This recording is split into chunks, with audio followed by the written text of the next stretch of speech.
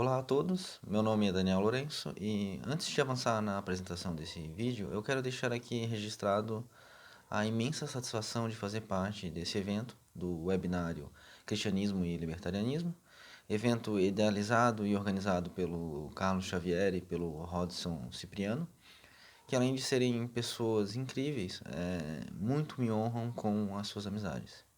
Poder participar e contribuir num evento inédito como esse, em parceria com eles e com outros que eu estou conhecendo por meio deles, falando sobre um tema pelo qual eu nutro verdadeiro interesse, que é a natureza teológica do Estado, é de fato muito gratificante.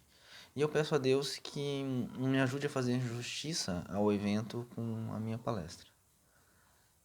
Eu vou tratar com vocês justamente isso, a natureza teológica do Estado. Mais precisamente, eu vou tratar a ideia do Estado como a cristalização do pecado original. Eu sei que isso pode soar muito estranho, né? Até mesmo para uma audiência cristã. Afinal de contas, o Estado é laico, não é mesmo? Eu não vou entrar no mérito dessa questão agora, mas eu vou deixar a título de provocação a seguinte pergunta: onde foi mesmo que aprendemos essa ideia? Né? Isso é algo para vocês irem pensando. Bom, antes de avançar nessa aventura, dada a heterodoxia do que eu irei propor e devido ao fato de que muitos de vocês que estão agora me assistindo não me conhecem, eu penso que seria interessante começar essa apresentação falando um pouco de mim e do modo como eu estruturo as minhas reflexões. E essa apresentação, evidentemente, né?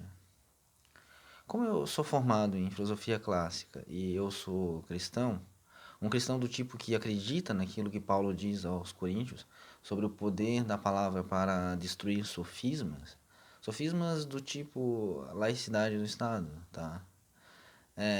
O poder da palavra para destruir sofismas que afastam os homens do conhecimento de Deus, trazendo assim cativo todo o pensamento a Cristo. Eu de fato acredito nisso e tento, na medida das minhas forças, exercer essa atividade todos os dias, em tudo que eu faço. Assim, ao conjugar essas duas características, ou seja, a minha formação acadêmica e a minha visão de mundo, sempre que eu reflito sobre uma questão, eu começo tratando dela à luz da filosofia e, quando é o caso, e quase sempre é o caso, eu concentro-me nos autores antigos. E nessa primeira etapa, eu busco então determinar qual o problema enfrentado e as soluções propostas, quando há de fato soluções. E uma vez feito isso, numa segunda etapa, então eu procuro refletir sobre a mesma questão, agora à luz do texto bíblico. Eu busco então entender como o problema se mostra a partir da palavra e como a partir dela ele se resolve. O que eu apresentarei aqui será uma amostra extremamente sucinta, diga-se de passagem, do que eu venho fazendo já há algum tempo. Eu quero que vocês percorram comigo esse caminho.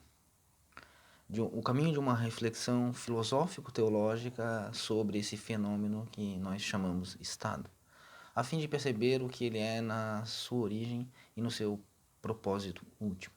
E com isso eu espero, honestamente, oferecer-lhes uma amostra, nem que seja um pequeno vislumbre do que nos possibilita uma visão bíblica acerca da realidade. Bom, eu imagino que já ficou claro o meu ponto. Podemos agora finalmente avançar no assunto desse vídeo. O que a filosofia diz sobre o Estado? Sobre a sua origem e seu propósito? Nessa etapa inicial, é muito importante, uma coisa muito importante para o sucesso da minha apresentação, tá? Eu quero que vocês percebam a dimensão teológica do Estado já a partir da percepção secular do mesmo. Talvez isso possa parecer um pouco confusa, essa ideia no início, mas eu garanto que ela vai ficar clara no decorrer da apresentação. Novamente, o que a filosofia diz sobre o Estado, sobre a sua origem e seu propósito? É claro que eu não vou considerar as diferentes respostas uma a uma, né? O tempo aqui não nos permitiria isso.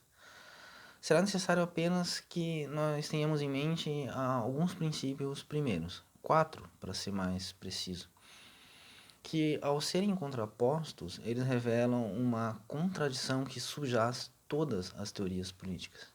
E eu digo mais que isso. Tá? Uma teoria política é, essencialmente, uma tentativa de resolver essa contradição.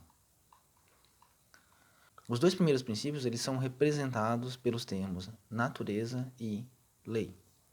E é importante levar em consideração os sentidos clássicos desses termos, que eles estão presentes nas teorias políticas em geral, o sentido deles é muito diferente dos significados atuais que são atribuídos a esses termos. E para marcar a distinção necessária, eu prefiro fazer o uso dos termos gregos physis e nomos. Physis significa natureza, mas no sentido de aquilo que é necessário, aquilo que é por si mesmo, anterior, aquilo que permanece, e em certo sentido, aquilo que é eterno. Nomos significa a lei, no sentido de aquilo que é por convenção. É o exato oposto de physis, aquilo que é contingente, acidental, que poderia ser diverso, aquilo que é dependente, que perece, que deixa de ser, etc. Vocês já perceberam, né? Qual é o sentido? Bom, eu quero que vocês notem que esses dois termos eles são contraditórios entre si, o que em tese não permite uma conciliação dos mesmos.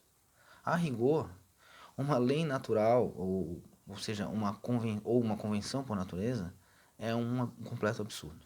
Tá? É uma contradição em termos. Ela só faria sentido se houvesse um legislador natural.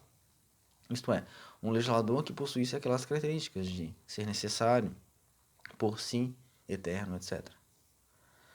A partir desses dois pontos, nós podemos fazer uma espécie de recorte na multiplicidade das teorias políticas, separando-as em dois grupos. E é isso que eu quero que realmente que vocês tenham bem claro diante de vocês. O primeiro desses grupos é formado pelas teorias que são classificadas como teorias organicistas. Eu não gosto muito desse nome, mas enfim. A ideia é que elas compreendem o Estado em termos de um organismo ou de um corpo. A ideia presente é a de dependência das partes em relação ao todo, da anterioridade ou primado do todo em relação às partes. O Estado não é o resultado de uma mera soma, ele é algo mais que essa soma. Sendo o Estado por natureza, ele é algo necessário por si mesmo. Isso é muito estranho, acreditem. Tá? Mas é assim que as coisas são colocadas. O segundo grupo ele forma as teorias contratualistas. Nelas temos o quê? O oposto, exatamente o oposto. O Estado depende das partes e elas o antecedem na ordem ontológica. Nesse caso, ele não é nada além do resultado da soma das partes. O Estado ele é simplesmente o resultado de uma convenção, de um acordo entre seus membros. Nós encontramos esses dois paradigmas de teoria política já na Antiguidade Clássica. E dois autores chaves tipificam esses grupos. Um deles é Aristóteles, tipificando as teorias organicistas, e o outro é Cícero, nas teorias contratualistas. Infelizmente eu não terei tempo para entrar no texto desses autores. Mas eles acreditem, eles apresentam o Estado justamente como descrito, tá? Para Aristóteles, ele é, por natureza, necessário, por si, anterior às partes, etc. E para Cícero, ele resulta de um acordo jurídico e da comunidade de interesses. O que eu quero que vocês entendam é o seguinte, aí eu vou ter que novamente repetir, porque essa ideia precisa estar bem presente para vocês. O Estado não poderia ser ambos, né? Ele teria que ser ou por natureza ou por convenção. Isso significa que alguém precisa estar errado nessa equação. Uma convenção por natureza é algo contraditório e, enquanto tal, ela deveria ser impossível. Mas vocês verão um pouco mais adiante que tal conjunção é de fato necessária. Preparem-se. Os outros dois princípios que eu quero apresentar, eles são o universal e o particular. O que significam? A universalidade ela traz consigo o sentido de unificação, de ordem. O universal é aquilo que confere unidade a uma multiplicidade. É um princípio unificador. Já o particular, se considerado enquanto tal, ele representa o exato oposto. Se considerado como enquanto aquilo que lhe é único, exclusivo, que lhe confere identidade, então nós temos a ideia de dispersão, de pulverização. O particular é um princípio de separação, no sentido da individuação. Entendo que aqui também temos uma contradição entre unidade e individualidade, ou universalidade e particularidade.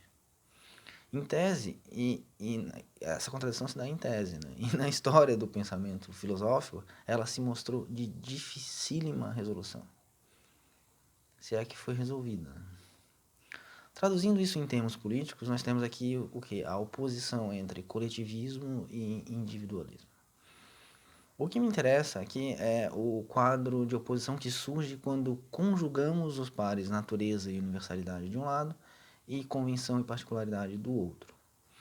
Temos, de um lado, uma tendência para uma forma de totalitarismo ou absolutismo, né, extrema, e do outro para o individualismo, ou mesmo para um anarquismo extremo.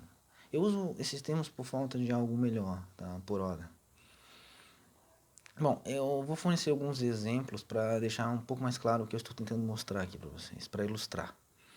Alguns autores antigos que tipificam, ao meu ver, esses extremos, né, essas possibilidades lógicas. Do lado do totalitarismo ou do absolutismo, nós temos, na sua forma mais extremada e pura, tá? Entendo. Nós temos Platão. Em virtude de certas peculiaridades da sua doutrina ontológica, a teoria das formas, né, temos, no limite, pasmem, nós temos um Estado sem homens. Para ele, o Estado é uma forma, um eidos, uma ideia. Só que, enquanto ideia, ele é mais real do que qualquer uma das suas instanciações ou casos particulares. O Estado existe por si mesmo e é independente dos homens ou mesmo de cidades, estados particulares. Ele é, por natureza, e universal. Eu falei que era muito estranho. No outro extremo, conjugando-se convenção e indivíduos, temos algumas possibilidades bem interessantes, né? Um dos autores antigos é Protágoras. Ele tem uma doutrina relativista extrema. A ideia de que cada homem é a medida de todas essas coisas. E associadas a essa ideia nós temos o quê? O cosmopolitismo, a ideia do homem como um cidadão do mundo, e a polimatia, que é a capacidade de fazer tudo por si, né? Aqui nós temos o quê? Uma forma extrema de individualismo. Outro caso de interesse é Diógenes, o cão, fundador da escola cínica. Encontramos nele, além da busca pela autossuficiência, a ideia de que os animais são um modelo de conduta humana, porquanto eles não vivem sob qualquer lei. E por último, Crástilo e Pirro, da escola cética, eles compreendiam que tudo era o resultado de convenção, absolutamente tudo. De sorte que Crástilo, por exemplo, ele recusava a si mesmo a falar, e no máximo ele assentia com o dedo dizendo sim ou não. E mesmo por isso ele era censurado, né? Então, de um modo geral, os céticos eles buscavam a afonia, o silêncio, a ataraxia e a suspensão de todo e qualquer juízo. Um ser que simplesmente não agia. Temos aqui, nesse tipo de ideia, nós temos configurado o quê? O que eu chamo de homem-estado, ou cidadão de si mesmo. Aquele que vive apartado de todos e regido pelas próprias leis. Uma espécie de solipsismo social, ou um individualismo anárquico, bem extremado, tá? Não é muito difícil perceber o quão pitorescos são tais extremos. E, além disso, não é preciso muita sagacidade para concluir que em tais extremos não é possível o quê? O próprio homem, né? Nesses casos, teríamos, como bem salientou Aristóteles numa passagem da Política, deuses ou feras. Vale ler essa passagem que ela é na íntegra, que ela é muito interessante. No Tratado da Política, justamente depois de apresentar a definição dele de Estado, ele diz o quê? Ele diz que quem não pode fazer parte de uma comunidade, ou quem não tem necessidade de nada por quanto se basta a si mesmo, não é membro de um Estado, mas fera ou Deus. Muito interessante, vocês não acham? E agora, por que é interessante isso? Porque aqui se afigura a ideia de que o Estado é uma necessidade e fora dele não se é homem, né? Mas fera ou Deus. Sem Estado, sem homem. E por que isso? Aqui é o ponto alto dessa primeira parte da nossa reflexão. Tá? Tal como eu entendo, o que as teorias políticas buscam é essencialmente conciliar esses dois extremos, a fim de tornar o ser humano possível. Percebem isso? A resolução do conflito entre esses extremos, isto é, do conflito entre natureza e lei, entre unidade universal e particularidade dos indivíduos, a resolução desse conflito se chama Estado. Né? Ao conjugar natureza e lei, o Estado confere necessidade às convenções, conferindo assim dever às escolhas e escolhas ao dever. Ao conjugar universalidade e particularidade, o Estado confere unidade aos indivíduos e identidade às multidões. E é por isso que o Estado pode conferir sentido à existência dos homens. Por resgatá-los da animalidade, pode lhes conferir uma dimensão moral, uma lei e um senso de justiça, bem como a necessidade de obedecê-la. E por isso ele pode puni-los, perdoá-los, redimi-los e salvá-los. É porque os unifica que se torna o seu fundamento, a sua fonte de estabilidade e ordem. E é por tornar possível o ser humano que o Estado se torna autor de homens. E enquanto tal, ele exerce sobre eles a sua autoridade. Em resumo, por causa do Estado, nós vivemos, nos movemos e existimos. Tudo nele, nada fora dele. Entendeu? Eu não concordo com isso, tá? Eu só apenas estou apresentando como as coisas são postas. Agora vale perguntar, se o Estado é isso, isto é, se ele é a conciliação desses extremos, como ela é feita? O que possibilita a mediação entre eles? Em todas as teorias políticas, ela é feita através do mesmo meio, do mesmo mediador, pelo mesmo caminho. E qual é esse? O homem. Interessante, não é? Agora, para um homem ser possível é necessário um homem. Isso parece contraditório, né? E é de fato. E é por essa razão que todas as teorias políticas fracassam. Mas eu já estou aqui me adiantando um pouco na nossa fala, tá? O que eu quero retomando o ponto. Um é o mediador e dois são os modos de mediação. O primeiro, tendendo mais para as formas totalitárias de Estado, nós temos o quê? Um homem particular, distanciado no tempo e no espaço, no qual o absoluto encarna. A conciliação entre os extremos se dá nele, na sua pessoa. Ele se torna, assim, o Estado feito homem. Esse homem, então, a fonte primária, aquilo que legitima toda a ordem social, ou até mesmo, em alguns casos, a ordem natural. E exemplos disso, dos faraós do Egito aos líderes supremos dos regimes totalitários do século XX e XXI. Né? Nós temos exemplos aos montes. O segundo modo, ele ocorre no sentido inverso. A conciliação se faz a partir da multidão de indivíduos.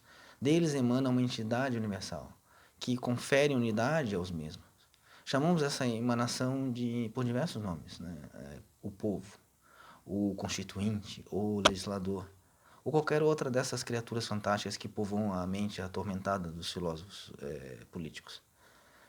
Não é difícil reconhecer nos regimes democráticos atuais exemplos disso. Né? Eu penso que vocês já podem agora vislumbrar o que eu estou querendo mostrar a vocês. Imagino que aquilo que eu estou chamando de dimensão teológica do Estado já se delimita aqui com maior clareza. O meu ponto agora é mostrar qual a razão disso ser desse modo. E, para tanto, finalmente iremos ao texto bíblico. Eu vou começar pelo Novo Testamento, partindo da consideração sobre dois termos: o termo governo e o termo nação. O termo governo, no texto bíblico, é uma das traduções para o termo arqué. E é o campo semântico dessa palavra grega que nos interessa, né? A arqué tem três sentidos principais, que estão estreitamente correlacionados. Um deles é governo, estado, império, reino, a ideia de governança, como já anunciado, né, primeiramente.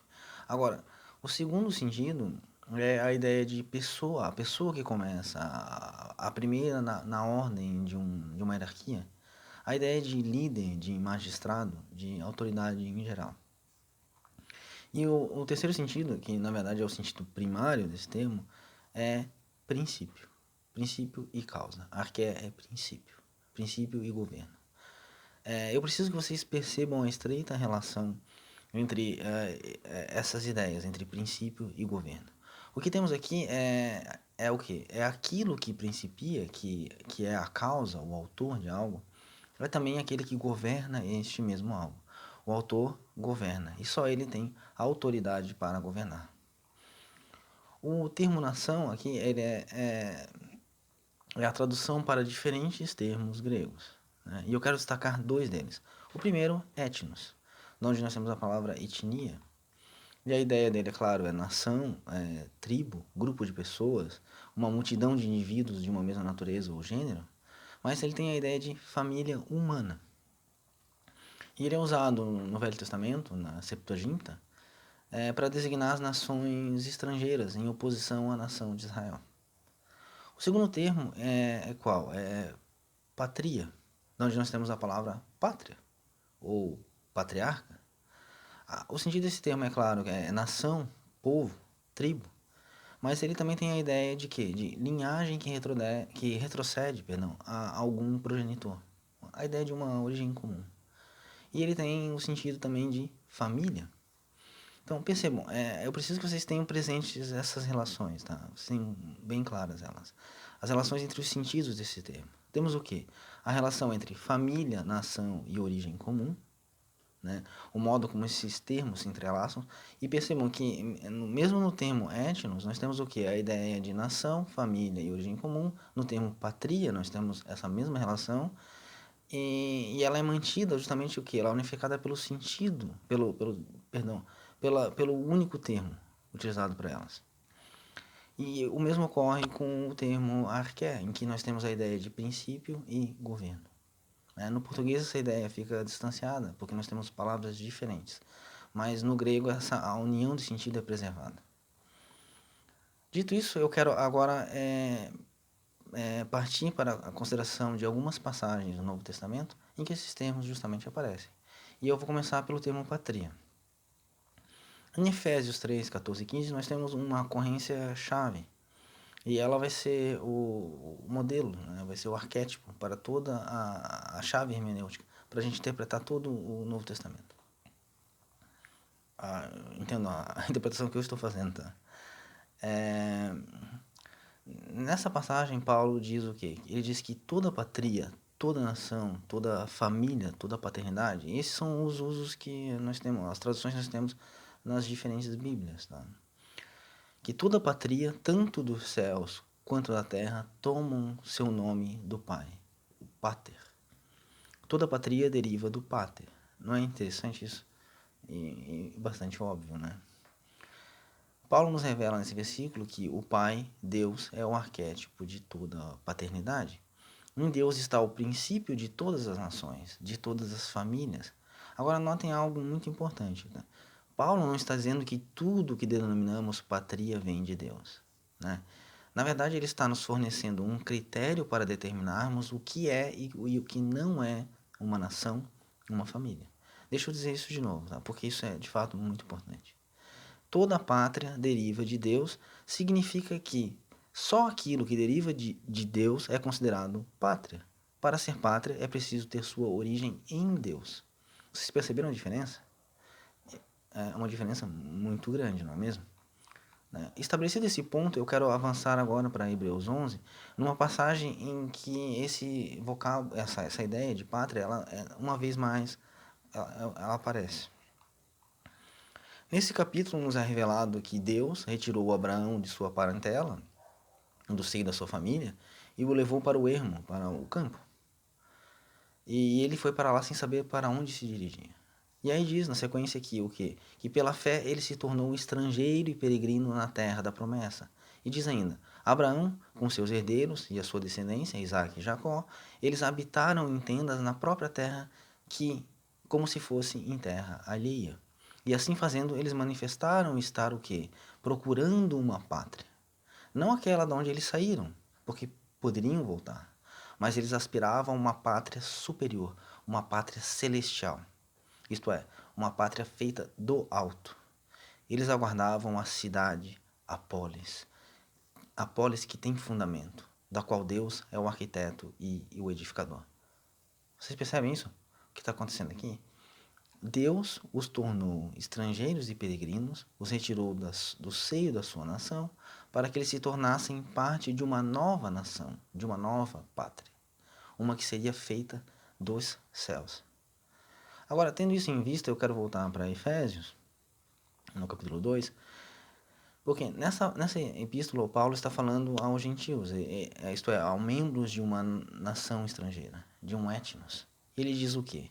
Agora já não sois mais estrangeiros e peregrinos, mas concidadãos dos santos e sois da família de Deus. E o termo aqui é oikia. Interessante, não é?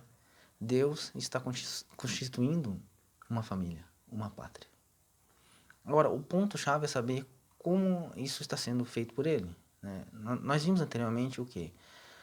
Eu digo, quando nós consideramos o significado da palavra patria, a ideia de linhagem, de descendência, de um progenitor, de uma origem, um princípio comum.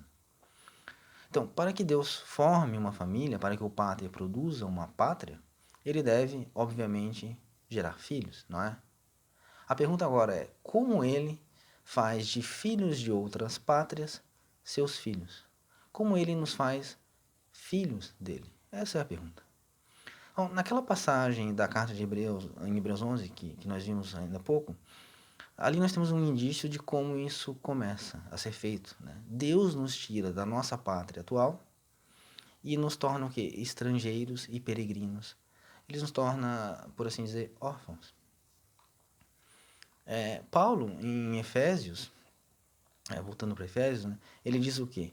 Que Deus nos preparou para a adoção como filhos, por meio do seu Filho Jesus.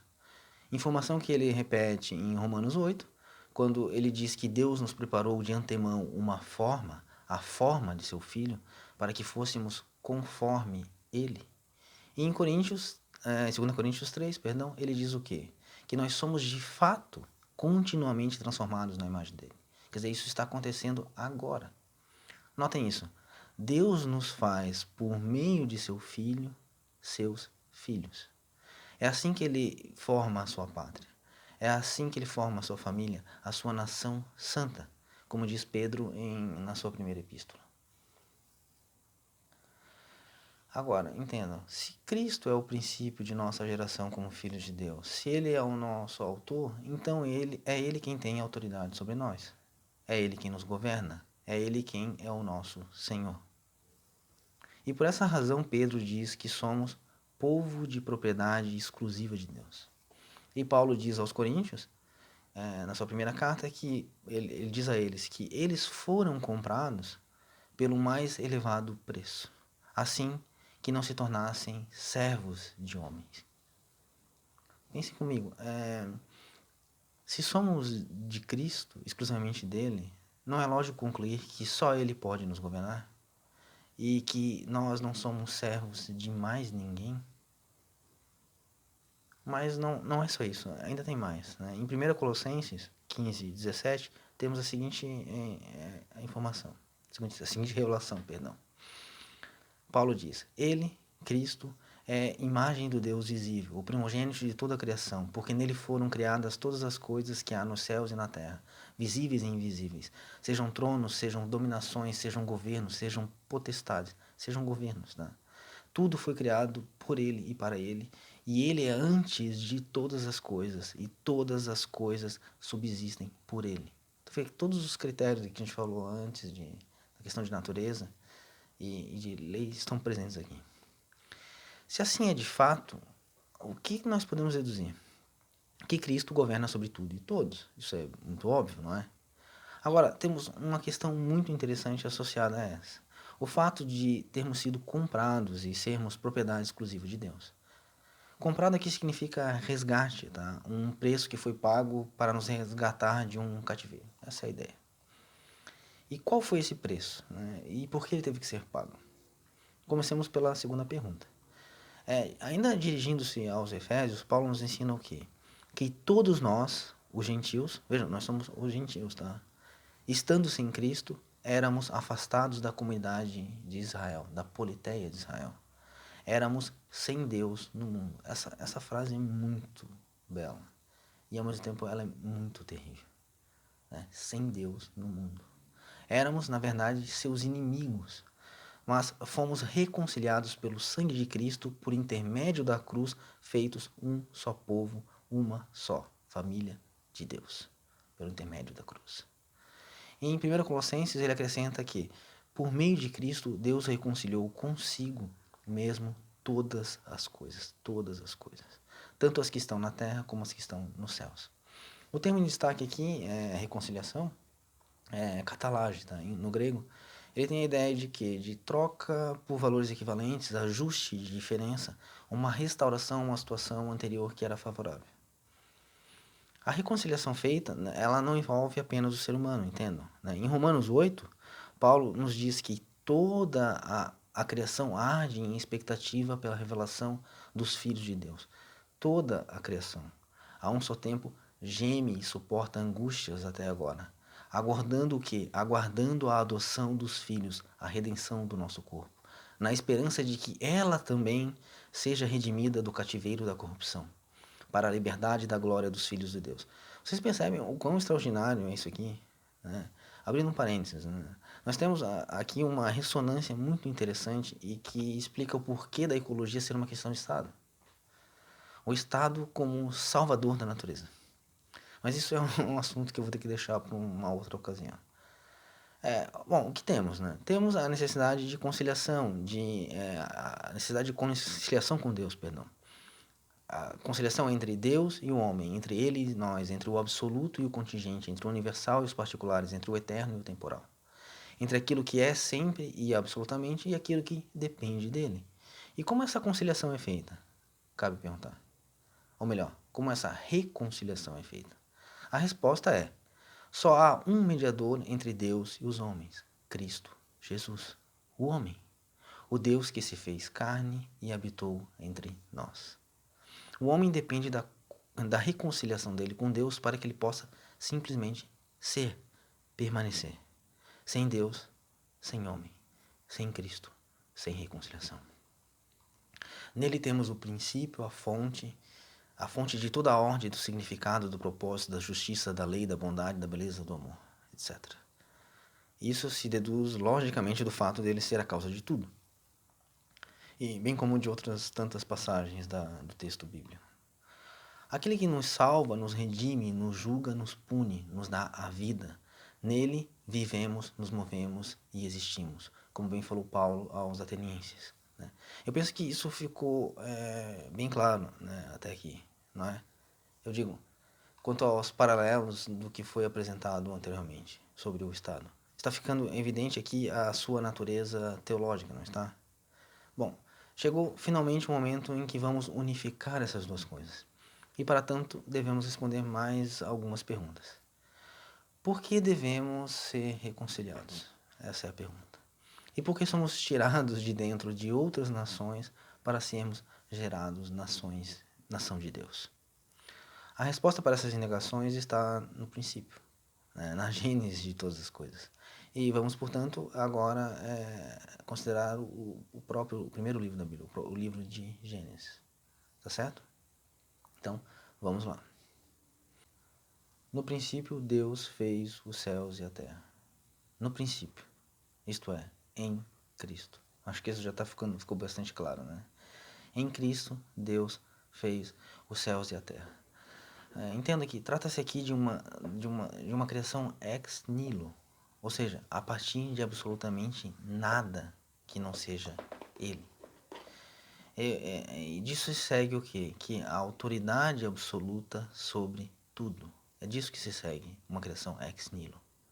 Eu insisto nesse ponto porque eu estou lutando aqui contra décadas de inculcação da ideia de que o Estado é laico e que a Bíblia não fala de política. Entenda, o único governo que existe é o de Cristo. Tudo nele, nada fora dele. E até esse lema foi roubado dele. Ainda em Gênesis 1, nós encontramos outra revelação extraordinária. Façamos o homem à nossa imagem e semelhança. E assim foi feito.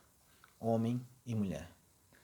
Deus os criou. Vocês conseguem compreender o significado e as implicações lógicas disso aqui? Isso aqui cabe na cabeça de qualquer um de vocês?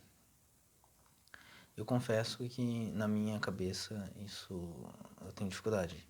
E eu sempre procuro externalizar isso, porque de fato é algo grandioso.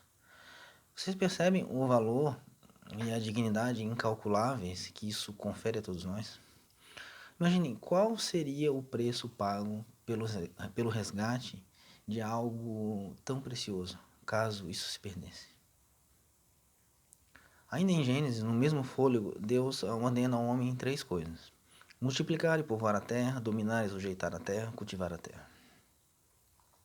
Sobre esses três pontos, podemos dizer o seguinte: sobre o primeiro deles, temos a ideia de espalhar-se, ocupar espaços vazios, habitar em todo o canto da terra, fazer da terra inteira a nossa morada. Deus quer isso de nós. Ele nos quer, Ele quer gente, Ele quer pessoas, Ele quer uma família enorme, né? Uma única pátria, uma única nação. Uma nação mundial, governada por um único governo, o dele. Isso deve soar familiar para vocês, não é? Mas em outros contextos, é claro. Como assim, um discurso da ONU, por exemplo. Isso não é coincidência, acreditem. O homem deve dominar, ele deve sujeitar a terra. Esse é a segunda mandamento, né? Ele deve sujeitar a terra e os outros seres da criação. Domínio e sujeição aqui significam cuidado, isto é, administração. E um ponto para além desse, que é por demais interessante, é que o domínio do homem sobre a criação, ele não se estende ao próprio homem. Em nenhum lugar de Gênesis isso será feito. Aliás, em nenhum lugar da Bíblia isso é feito. O governo sobre os homens é exclusivo de Cristo. Nunca percam essa ideia de vista. Tá? Nunca percam ela. E em terceiro nós temos o quê? O mandamento de cultivar a terra. Agora, não pensem que se trata aqui de plantar batatas no Éden, tá? Por favor, não pensem isso. A terra daria os seus frutos ao homem. Não seria necessário trabalhar para comer. Aqui é preciso entender o termo cultivar em um sentido muito mais amplo, né? O sentido de cultura humana. A ideia de conhecimento, ciência, arte, tecnologia, enfim, a ideia de criar uma civilização. Né? Esse era o plano de Deus para o homem, compor uma família conosco. E para tanto, tal como todo pai, ele gerou o quê? Seres à sua imagem e semelhança. Somos seres feitos desse modo, para nos relacionarmos com o Pai. É com um anelo pelo Pai, a fonte de tudo aquilo que é, e de todo sustento, de toda a providência. O que deu errado então? Por que não foi assim que se sucederam as coisas? A resposta está em Gênesis 3:5. Ela se chama queda, o pecado original. Agora, qual é o verdadeiro significado de comer aquela maçã que nem era uma maçã de fato? Né? Qual é o verdadeiro sentido do pecado original? Não pensem que se trata de um ato de desobediência pura e simples ou uma birra de crianças mimadas. Não tem nada a ver com isso. Né? Esse foi um dos momentos mais decisivos da história universal. Ele afetou todo o curso e a ordem da natureza. Nós vimos isso, não vimos? O que foi mesmo que a serpente disse, a serpente Lúcifer, né, disse à mulher? Qual foi a sua promessa? Qual foi a sua proposta? Vocês serão como Deus. Entendam, o homem foi feito à imagem e semelhança de Deus. Ele já era como Deus. O que isso significa aqui é que o homem queria ser Deus. É sobre isso que se trata a queda. sobre o desejo do homem ser Deus, dele estar na posição de Deus, de ser ele mesmo a medida de todas as coisas, a medida do bem e do mal. E aqui é necessário parar um momento para refletir isso, com cuidado, né? Pensem em tudo que foi dito sobre Deus, da relação dele conosco. Agora, imagine como isso se dá numa situação em que Deus é recusado e o homem quer ocupar o seu lugar. Tudo aquilo que Deus é para o homem, agora o homem quer ser para si mesmo. Vocês percebem o grau de loucura e de esquizofrenia dessa situação? Pai e filho de si mesmo, criatura que a si mesmo cria, causa e efeito de si. Aqui nós temos uma prévia do pensamento contemporâneo. Tá?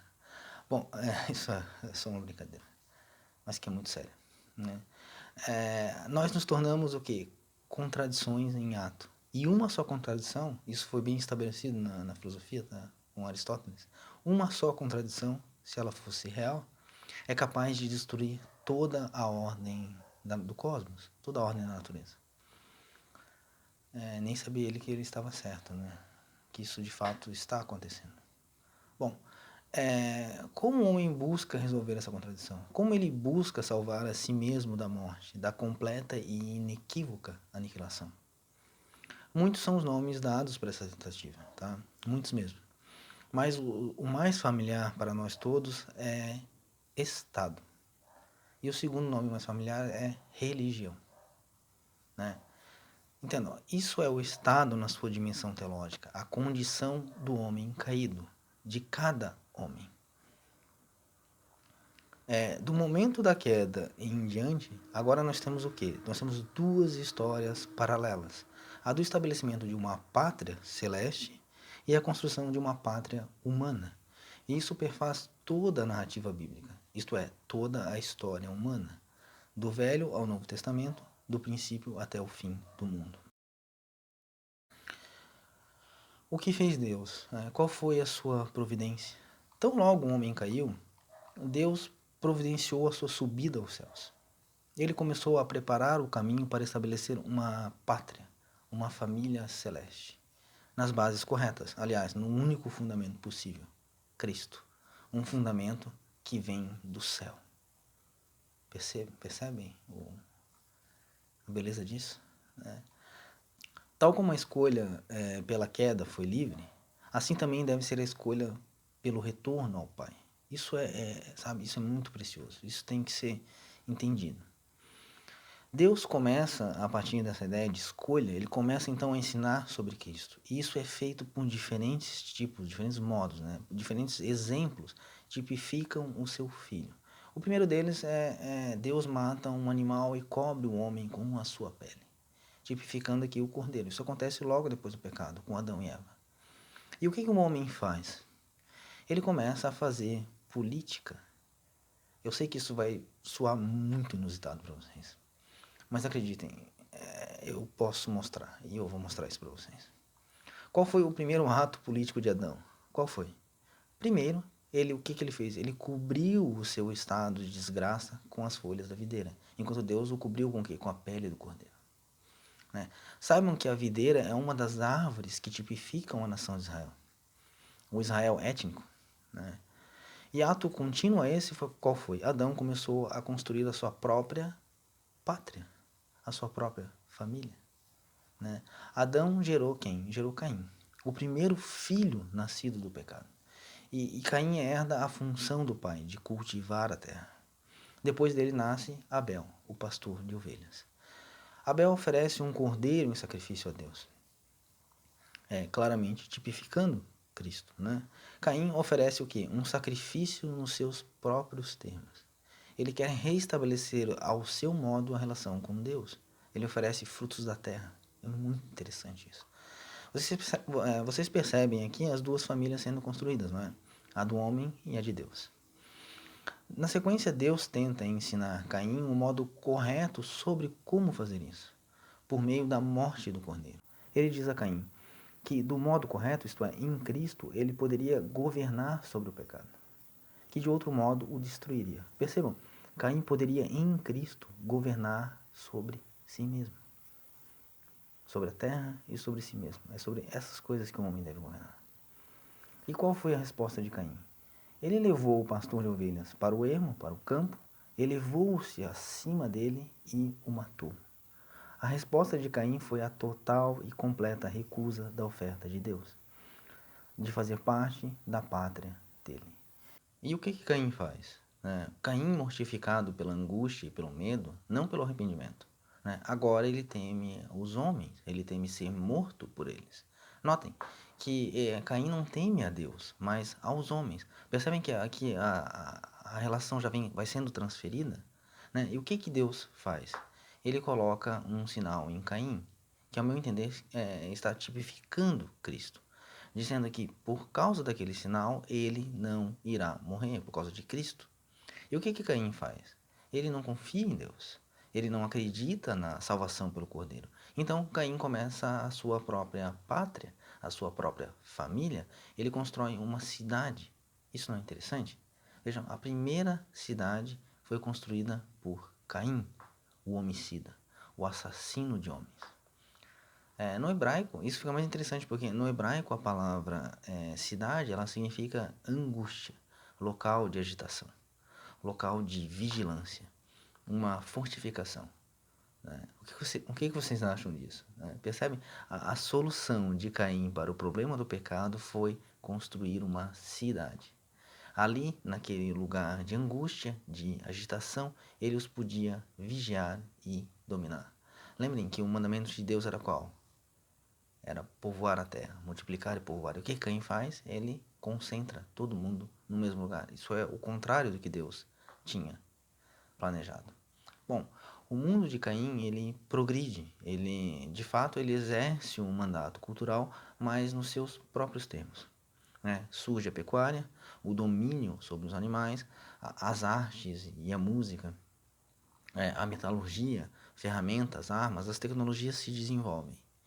E alguns séculos depois, o que acontece? A Terra se torna um lugar completamente arruinado, completamente corrompido. De modo que foi necessário o dilúvio, tamanha era a corrupção da terra. Depois do dilúvio nós temos o quê?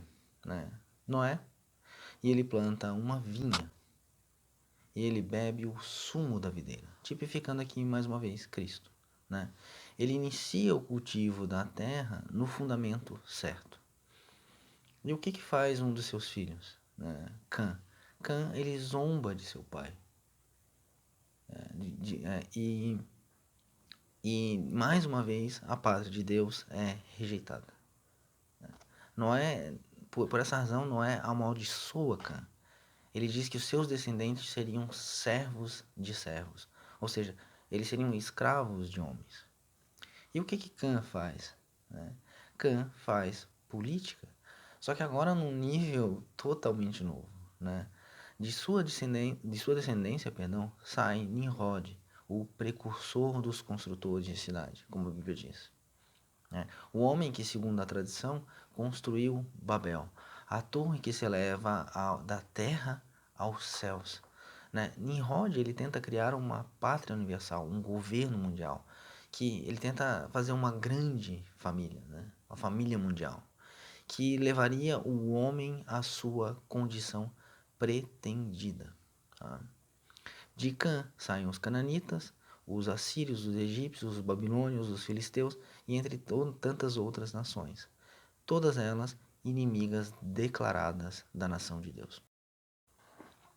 Eu vou tentar ser breve porque o nosso tempo já está se esgotando, mas eu vou continuar fazendo essa distinção das duas famílias sendo construídas, das duas pátrias. Depois dessa situação nós temos Abraão, a partir de quem, por meio de um filho dado por Deus, todas as nações da terra seriam abençoadas. O filho dele é Isaac, tipificando Cristo. E o que faz Abraão? Abraão não consegue esperar. E ele resolve começar a sua pátria ele mesmo. E o que ele faz? Ele tem um filho com a escrava egípcia. Vocês percebem o padrão aqui? Depois disso, o que acontece? Nós temos Isaac, o filho da promessa. E de Isaac nascem Esaú e Jacó. Um rejeita a progenitura, o outro, um mentiroso e enganador, ele é levado para o deserto e feito nova criatura por Deus. Jacó vira Israel. Mais uma vez, Jacó vira Israel. Isso é muito interessante. Israel é aquele que lutou com Deus. Junto de Deus. E esse padrão se repete, vai se repetindo até que, o que acontece? Pela rejeição contínua e reiterada do governo de Deus, a sua pátria acaba por se tornar escrava no Egito, servo de servos e escravos sob o domínio de Faraó. E quem é Faraó? Ele é o Estado feito homem, a encarnação do absoluto. Ele é o quê? Ele é aquele que é responsável pela cheia do Nilo. Ele é aquele responsável pela ordem do cosmos, como eu mencionei anteriormente. Depois disso, Deus tira Moisés do Egito e, através de Moisés, ele tira o seu povo de dentro do Estado egípcio. No deserto, Deus continua ensinando seu povo, sobre o fundamento verdadeiro da relação com Ele. Ele continua ensinando de Cristo, sobre Cristo. No deserto, ele se torna a única fonte do sustento da ordem, da unidade e da lei. Nós temos todas aquelas figuras maravilhosas do que acontece no deserto. Bom, depois do deserto, o que fazem os israelitas? Eles clamam por um rei, a exemplo dos outros povos. Percebem? Eles foram tirados de dentro do Egito, mas o Egito ainda estava dentro deles, o Estado. Eles anelavam por aquela estrutura de pátria, o pecado cristalizado na forma de Estado, dentro da pátria de Deus. Vocês conseguem aqui dimensionar o grau de abominação do que se configura? O povo de Deus clama por um rei que não é Deus. Eles clamam pelo governo de um homem. E qual a consequência disso? Leiam 1 Samuel 8 que vocês vão descobrir. Mas eu já aviso, qualquer semelhança com o Estado moderno não é mera coincidência. O rei escolhido é Saul. E o que acontece com Saul? Imaginem só o peso sobre os ombros desse homem. Imaginem a natureza profana do seu estado. O pobre Saul, é claro, acaba enlouquecendo. Aqui nós temos a plenitude da manifestação do pecado, o estado travestido de pátria de Deus. Depois de Saul, Davi, Salomão e toda aquela linhagem dos reis que se seguem. E o grau de loucura e de deterioração, ele se estende ao ponto de que toda Israel acaba dentro da Babilônia. E mais uma vez a situação se repete, ou seja, a pátria gerada debaixo do subsolo, do pó da terra, do homem carnal, ela tenta outra vez mais absorver a pátria gerada do alto. E o que Deus faz na sequência? De novo ele resgata um remanescente e por meio dele continua a formação da cidade que tem fundamento. A cidade, e qual é o fundamento? Cristo. Isso continua, se repete, até o momento em que nós entramos de novo na situação colocada no Novo Testamento e tudo aquilo que eu falei acerca de Cristo. E aqui, mesmo aqui, continua esse padrão se repetindo. Cristo chama o seu povo, ele reúne o seu rebanho, ele o chama para fora do seu estado, seja esse estado Israel, Roma ou qualquer outra das nações. Ele o chama para fora, para formar um corpo, do qual ele é o cabeça. E é isso que significa a palavra igreja, eclesia, do verbo kaleo, que significa chamar para fora. Interessante isso, não é? Agora, esse padrão se repete depois e depois e depois, e assim será até o final dos tempos. Por Deus feitos estrangeiros e peregrinos nessa terra, para que possamos ser adotados como seus filhos. Agora, já quase encerrando, tem uma coisa que eu quero dizer que é bem interessante. Quando o diabo oferece a Cristo o domínio sobre todos os reinos da terra, o que ele está fazendo ali? Geralmente eu pensava que ele estava oferecendo, era uma falsa oferta. porque os reinos pertencem a Cristo. Mas não, né? O que ele está oferecendo são os seus filhos, aqueles que foram gerados pelo pecado. Em 1 João nós temos que aquele que permanece no pecado, que está e continua nesse estado, procede de Satanás. Porque Satanás vive no pecado desde o princípio. São filhos dele, né? Tenham em mente isso. Duas são as pátrias que vêm sendo geradas desde o princípio: a pátria de Deus e a sua sombra maldita, o Estado. Percebam, o Satanás faz isso no deserto, ele leva Cristo para o deserto e oferece ali as suas nações, a família que ele está construindo. Mas é claro que Cristo não pode aceitar essa oferta. E por que não? Porque aquelas nações, aquelas pátrias, elas são constituídas por aqueles que rejeitam Cristo. Agora lembre, se o Estado, na sua dimensão teológica, isto é, enquanto cristalização do pecado original, se ele é isso, então ele constitui o nosso próprio ser, né? Isso significa que nós somos Estado. Esse é o nosso Estado, né? Cada um de nós, individualmente e coletivamente considerados. Por isso não importa o quão duro alguém luta contra o Estado, na sua manifestação política ou religiosa. Isso é só a superfície do fenômeno, né? É se ele continua sendo o Estado. Tudo o que ele fará será transitar de um lado ao outro, entre aqueles extremos que eu mencionei no início. Ora para uma das formas do totalitarismo, ora para uma das formas de um individualismo anárquico, por assim dizer, né? Mas sempre dentro do Estado. Vocês percebem isso? Ou você está em Cristo, sob o seu governo, servo de Deus, ou você está no Estado, sob o seu domínio, escravo de homens. Não existe nada fora dessas opções. Nem se fôssemos fera e nem se fôssemos deuses, como entendia Aristóteles. Agora, para encerrar mesmo, né, eu quero fazer um pequeno adendo aqui, visando aqueles que acreditam na possibilidade de um Estado cristão. Eu digo, lembrem do que aconteceu com a nação de Israel quando quis se tornar um Estado. Meditem nisso. Agora, entendam uma coisa, né? Um Estado cristão, ele é uma aberração lógica, né? Ontológica e teológica. Uma contradição em termos, ele é um círculo quadrado, é uma entidade impossível. Entendam que Cristo é a abolição do Estado, em todas as suas formas e manifestações. Sejam elas na sua forma política, religiosa ou qualquer outra. Cristo é a abolição do Estado. Eu encerro por aqui a minha fala e agradeço de verdade a paciência de todos vocês. Muito obrigado.